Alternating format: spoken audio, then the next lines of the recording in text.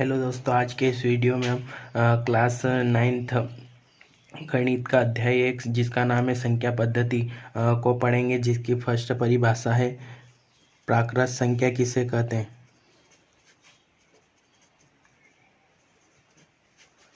यह natural number.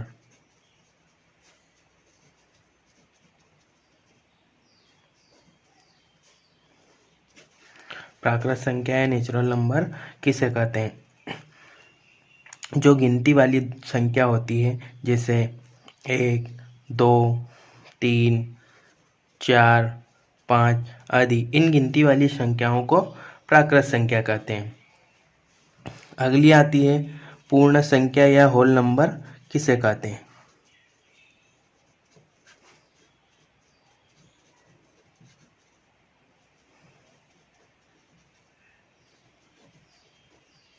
पूर्ण संख्या या होल नंबर किसे कहते हैं। यदि हम प्राकृत संख्या का समूह क्या है? 1, 2, 3, 4, 5 आदि, इस प्राकृत संख्या के समूह में 0 को शामिल कर ले तो वह संख्या पूर्ण संख्या कहलाती है। थर्ड आता है पूर्णांक संख्या या इंटीजर नंबर किसे कहते हैं।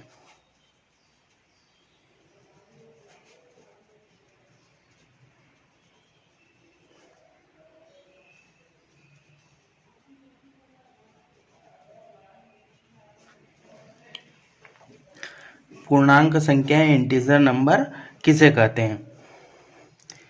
यदि हम पूर्ण संख्या का समूह 0, 1, 2, 3, 4, 5 आदि पूर्ण संख्या के समूह में प्राकृत संख्या के ऋणात्मक को शामिल कर ले।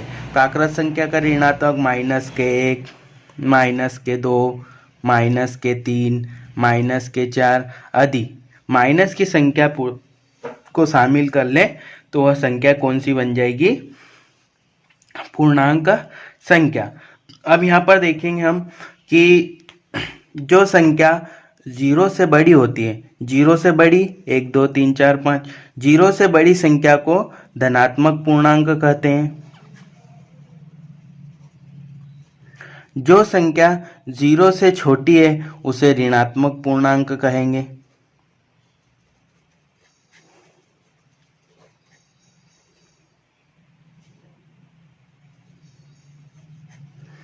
और 0 एक ऐसी संख्या है जो न तो धनात्मक है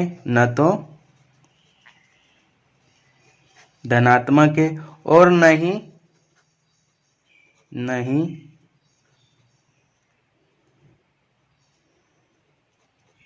ऋणात्मक है। 0 एक ऐसी संख्या है जो न तो धनात्मक है और न ही ऋणात्मक है। अब इन 3 परिभाषाओं पर चर्चा करेंगे कि आपने यहाँ पर देखा होगा कि जो जितनी भी यहाँ पर प्राकृत संख्याएं वो सभी क्या है?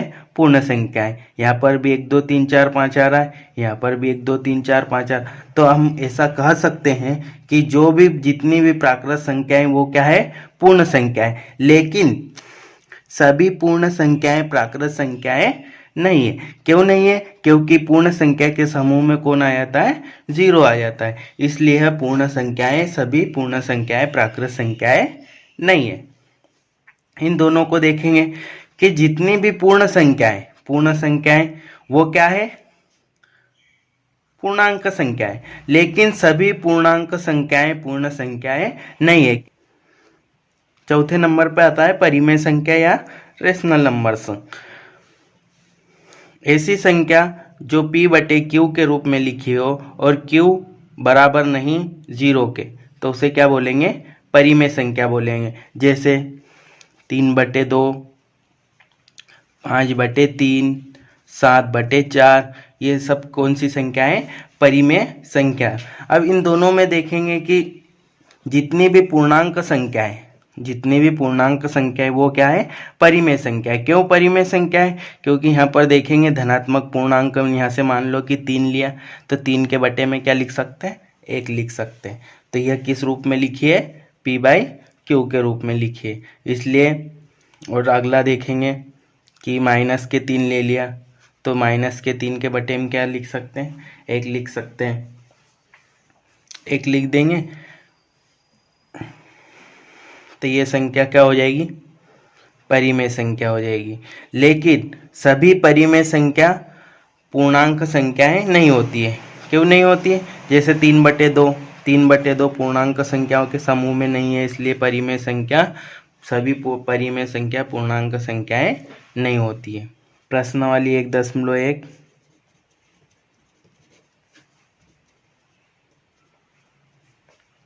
जिसका पहला क्वेश्चन है, क्या शून्य एक परिमेय संख्या है? क्या इसे आप p/q के रूप में लिख सकते हैं, जहां p और q पूर्णांक है? तो जो 0 दिए, 0 को क्या लिख सकते हैं, 0/1, और ये 0/1 किस रूप में लिखा है, p/q के रूप में लिखा है। तो इसे क्या कह सकते हैं कि हाँ, शून्य है परिमेय संख्या है।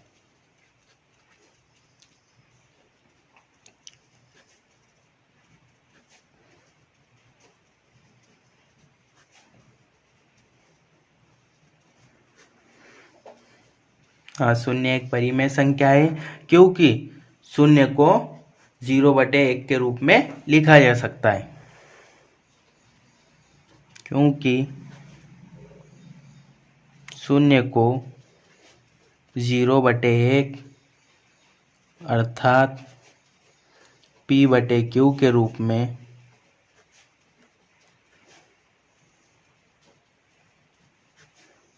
लिखा जा सकता है, जहाँ q ≠ 0। प्रश्नावली 1.1 का दूसरा क्वेश्चन है, 3 और 4 के बीच में 6 परिमेय संख्या ज्ञात कीजिए। 3 और 4 के बीच में कितनी परिमेय संख्या ज्ञात करना है, 6 परिमेय ज्ञात करना है, 3 और 4 के बीच में। यहाँ पर देखेंगे कि आपको जितनी भी संख्या ज्ञात करने को बोले, जैसे यहाँ पर 6 परिमेय संख्या ज्ञात करने को बोला है, तो आप 6 में एक क्या कर देना, प्लस कर देना, तो कितना हो जाएगा, 7।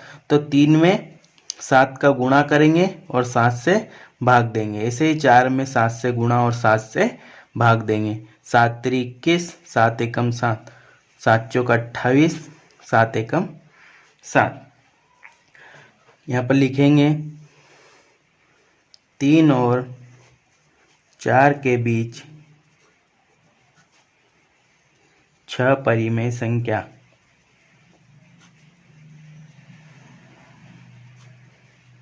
3 और 4 के बीच 6 परिमेय संख्या। 21 के बाद क्या था, 22, 22/7, 23/7, 24/7, 25/7,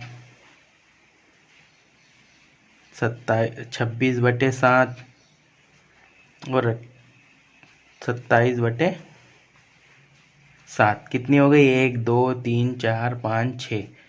कितनी ज्ञात करने को बोला था, 6 परिमेय संख्या ज्ञात करने को। क्वेश्चन नंबर 3 है, 3/5 और 4/5 के बीच में 5 परिमेय संख्या ज्ञात करना है। 3/5 और 4/5 के बीच में कितनी परिमेय संख्या ज्ञात करना है, 5 परिमेय संख्या। जैसे सेकंड क्वेश्चन में बताया था कि जितनी भी परिमेय संख्या ज्ञात करने को बोले, जैसे यहाँ पर 5 परिमेय संख्या ज्ञात करना है, तो उसमें एक क्या कर देंगे, प्लस कर देंगे। कितना हो जाएगा, 6। तो इसमें 6 से गुणा और 6 से क्या करेंगे, भाग, और इसमें भी क्या करेंगे, 6 से गुणा और 6 से भाग करा। 6 × 3 = 18 और 5 × 6 = 30, 6 × 4 = 24, 5 × 6 = 30। ज्ञात क्या करना है कि 3/5 और 4/5 के बीच 5 परिमेय संख्या।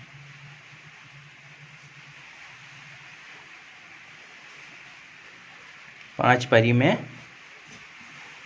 संख्या। 18 के बाद क्या आएगा, 19, 19/30, 20/30, 21/30, 22/30, 23/30। कितनी परिमेय संख्या हो गई, 1, 2, 1, 2, 3, 4, 5। चौथे का पहला। चौथा क्वेश्चन है, चौथा क्वेश्चन है, नीचे दिए गए कथन सत्य असत्य कारण के साथ अपने उत्तर दीजिए। चौथे का पहला क्वेश्चन है, प्रत्येक प्राकृत संख्या एक पूर्ण संख्या होती है।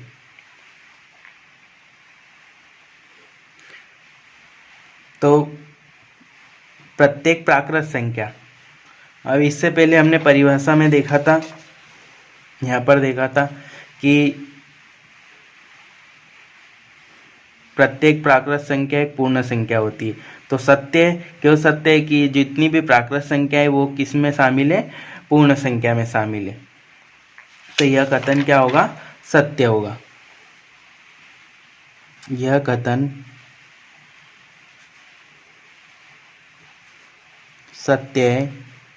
कारण बताना है, क्योंकि सभी प्राकृत संख्याएं पूर्ण संख्याएं होती है।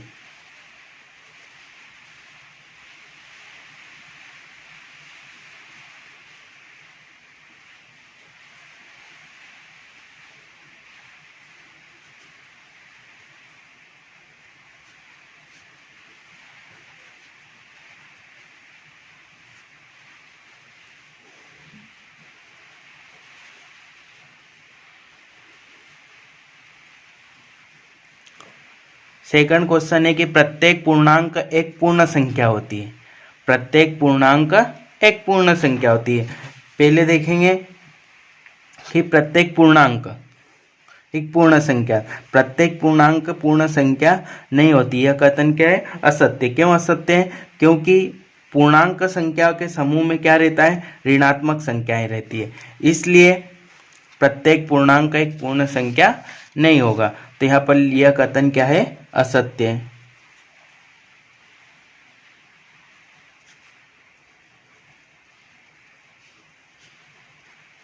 यह कथन असत्य है क्योंकि ऋणात्मक पूर्णांक पूर्ण संख्या नहीं होती है।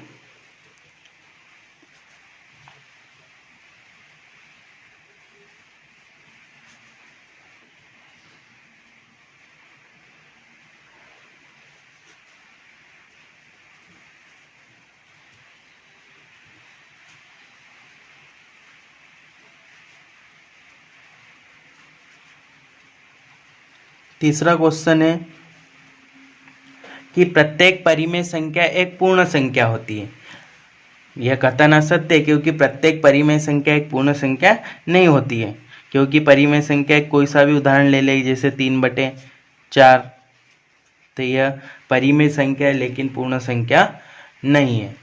तो यह कथन भी क्या है, असत्य है। यह कथन असत्य है। कोई सा भी एक उदाहरण दे दें, क्योंकि 1/3 एक परिमेय संख्या है